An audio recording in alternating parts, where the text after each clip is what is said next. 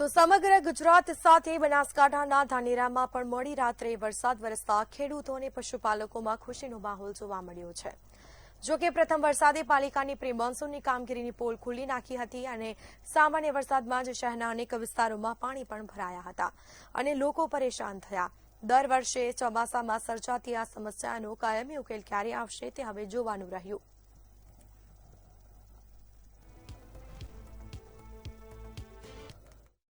સમગ્ર ગુજરાતની સાથે જ્યારે બનાસકાંઠાના ધાનેરામાં પણ ગઈકાલે રાત્રે વરસાદ આવ્યો।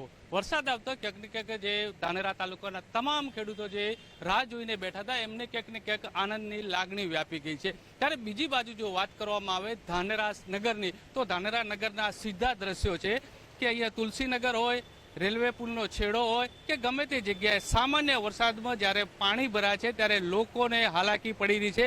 પાણી ભરાયા પછી ક્યાંક ને ક્યાંક નગરપાલિકા એક્શનમાં આવ્યો પાણીના નિકાલ માટે।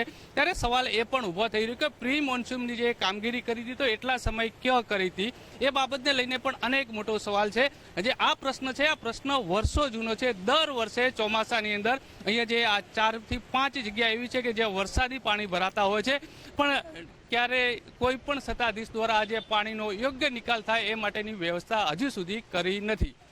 પ્રકાશ ત્રિવેદી, મંતવ્ય ન્યૂઝ, બનાસકાંઠા।